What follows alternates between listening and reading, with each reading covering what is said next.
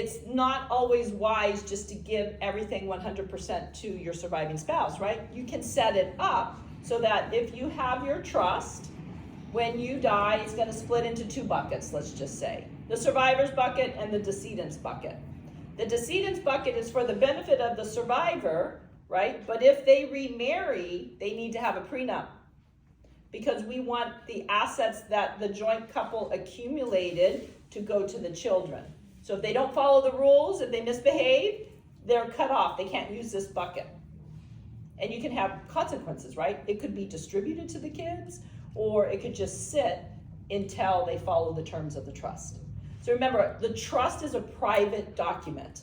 I mean, there's certain clauses that are against public policy that you cannot do, but prenups and postnups are not against public policy. So that's where that, but you know, there's sometimes clients will, we've seen all kinds of crazy things, you know, as far as them wanting to put in for their kids, right? Like governing from the grave. Yes, exactly. Like if there was one, if they got a tattoo, they weren't getting any money, you know? So there's a little extreme, kind of against public policy, so stuff like that.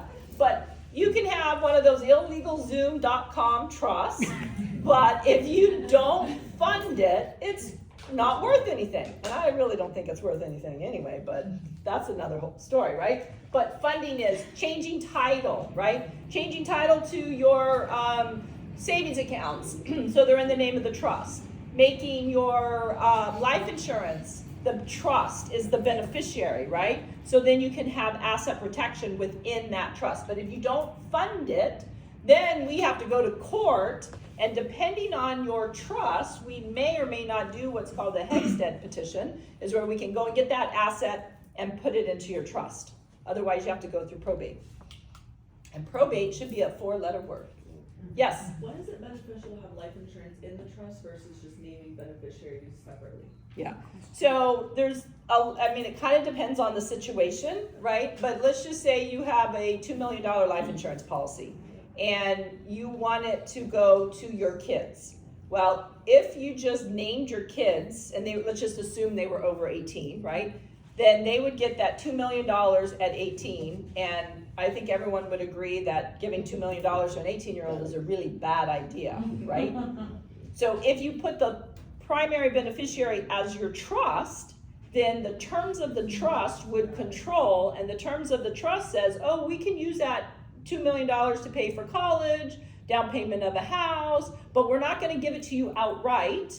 And then when you're 30 or 35, whatever the case may be, then you can be in control of it. Hopefully you're more mature, right? So those are you can give life insurance. If you have a $2 million, you can say, I'm going to give my children $25,000. They can blow it, do whatever, but the rest of it's going to be in trust. And then the trust is structured so that it protects them, right? So it kind of depends on the situation. And same thing with spouses, right?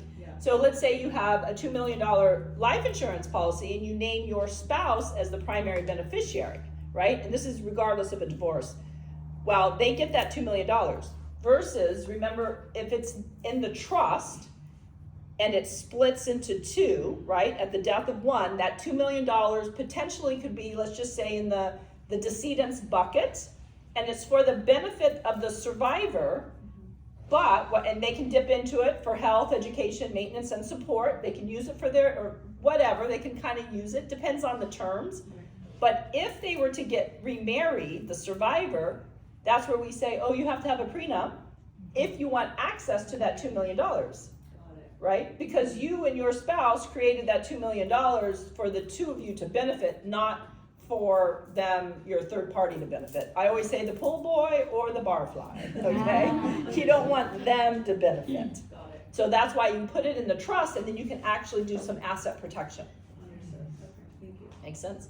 And a lot of times people say, well, I want to give $25,000 or whatever it is, which is fine, but then the bulk of it goes into the trust.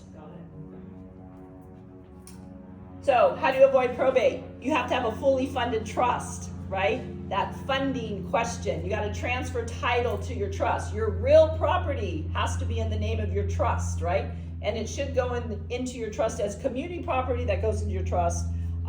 versus joint tenancy, right? Joint tenancy means you only get half a step up in basis. Community property means you get the double step up in basis.